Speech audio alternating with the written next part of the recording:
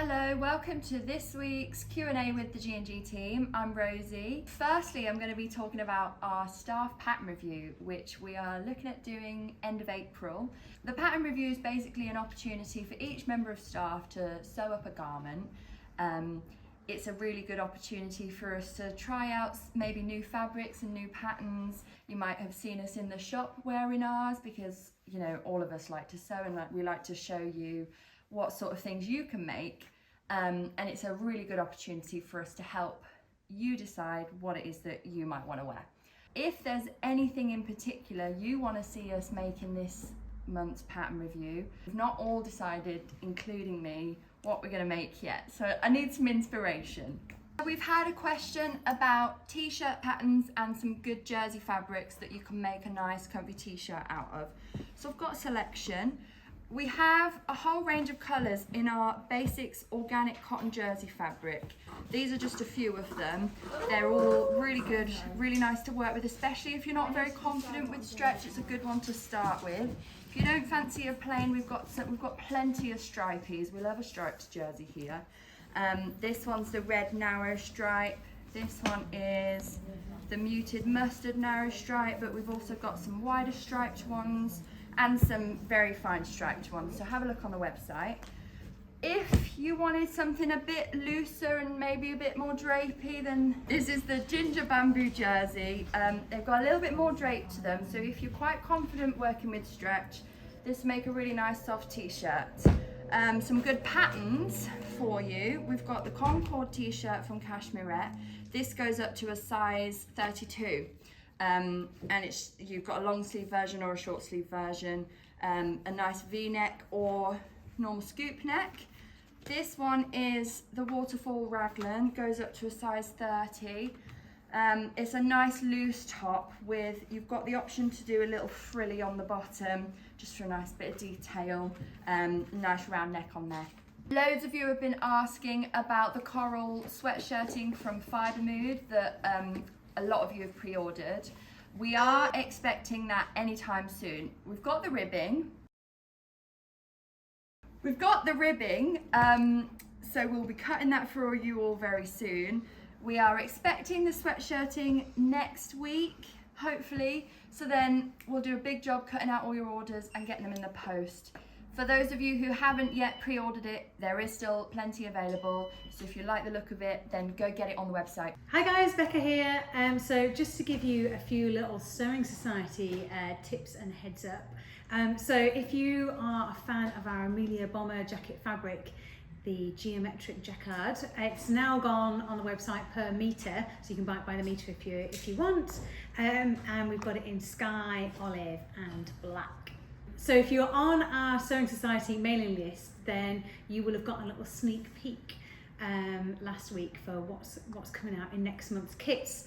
So a few little hints and tips for you.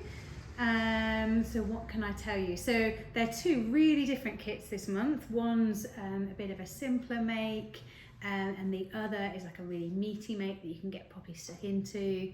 They're two things that you wouldn't wear by themselves. One has quite a few components. Oh, I tell you what, actually, I'm just going to show you what that happened. Sorry, Belle, wasn't the camera working there? Was that? Oh, never mind. You just have to wait and see. So we had a question come in about someone who'd made a top with some bias cut cuffs on it, and they said that they'd stretched out loads by the time that they came to sew the cuffs and put them on their top. And like, what would you do in that scenario? So firstly, if they'd stretched out, what you could try and do is steam them back into shape, so you could get the original pattern piece, and you know, you could line your fabric cut piece up next to it and then try and steam it back into shape. See if you could ease it back in, you know, if you sewed it with the correct seam allowance. Could you ease it into the sleeve where it's meant to be sewn? If that's not possible, I probably would have cut a new piece if I had enough fabric, because you do need the stretch that's in that piece, so we don't want to like completely stretch it out. So the key thing with bias cut fabric is to like handle it as little as possible. So try not to keep picking it up and shifting it around. You could try cutting it out with a rotary cutter. You know, I'm a fan of a rotary cutter. So if you cut it out with a rotary cutter, it'll keep it really flat as you're cutting it. You could then keep it pinned to the pattern piece like until you need to use it. So just try and handle it as little as possible. And you could even use, we've got forming tape interfacing, which is like interfacing with a little stitched line in it that is really great for bias cut things that you don't want to stretch out. So you could put that in the seam allowance as well to help it keep its shape until you needed to use it. Hi, it's Hannah here, and I'm going to be showing you a few new fabrics we've had in this week, and also some recommendations on some questions you've asked for. So first in, we've had this really nice quilted fabric. So it's got a really lovely striped cotton base. I don't know if you can see on here, but there's a wave inspired quilted design. Really nice for like spring jackets, that kind of nice lightweight spring wear. And to go with those, we've had the plain cotton bases as well. So if you wanted to make binding or even like a little matching top to go underneath in this slightly narrower stripe, I think they'd be really nice for spring. So we've also had in these really fun fleeceback French terries. These are called Motor Madness. And it comes in a really lovely kind of cornflowery blue colour, and then also my favourite one, the cream with a little colourful cars on. They'd be really cute for a little sweatshirt for children, or even sweatshirt for yourself if you're into cars. So we've also had someone get in touch asking for some recommendations for some trouser weight fabrics and also some fabrics for tops to match the trousers. We're a really big fan of the bamboo blended twills here at G&G. I've got some lovely wide leg trousers in these, and they're like my favourite things ever. They're great for the summer and the winter, and they're great because they're plain. You can match any kind of pattern fabric with them. For example, we've picked out a really nice viscose linen, and you can see it just really picks out the nice colours in them, and it's lovely and drapey for the summer. And then another favourite of ours is the Meat Milk Smooth Drape Twills. Again, I've got some trousers in these. If you wanted something a bit more like workwear, smart casual, these are lovely, obviously neutral colours, and again you can pair it with a really fun pretty print, something like these Telly Brunette viscoses are great for those. Hi, I'm Lorna. I am the workshops and events coordinator here at Guthrie and Garney, and so I am responsible for creating a lovely programme of workshops and events at the studio. We've recently created a new Instagram account specifically for events and workshops at the studio. So you can find it on Instagram at GuthrieGarney_studio. So do head over to Instagram and give us a like and follow. Give us some comments on anything that you would like to see on the workshops. We're always open to new ideas. So we've had a question in from someone who is asking about some different methods and tools that you can use to turn fabric loops through, or straps, things like that. So I'm going to show you a couple of tools that you can use. So I have got the Prim Loop Turner here. That's for generally turning smaller, more narrow straps through loops. And then we've got a turning set from Prim as well. So I'm going to show you how to use this one too. Okay, so basically with this strap, I have got the rectangular piece of fabric and I folded it in half, right sides together, sewn down the edge of the seam. I've trimmed the seam allowance, and basically this set works best with either a strap that you have got a closed end, or even if your strap doesn't have a closed end, then I've just lengthened the strap by a couple of centimetres and then just sewn across the end. So that's really useful. I've just also trimmed off the corner so that when we turn it through we can get a nice sharp corner. So for this strap I'm going to use the larger tube.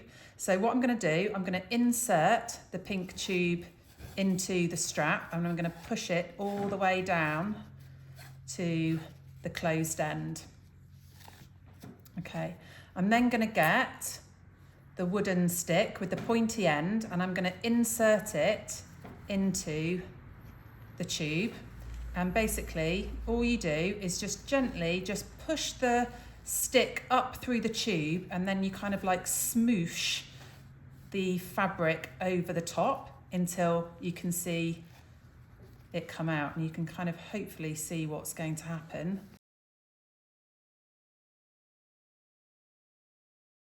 And then you keep turning, and basically it's turned the strap the right way round, and then before you take the stick out, because it's got that nice pointy end, you can just use it to poke the corners out, and then just shake the stick out, and you've got a lovely strap that you will just then press, and you're good to go. So no more wiggling it about the place, shaking it, trying to turn your loop through.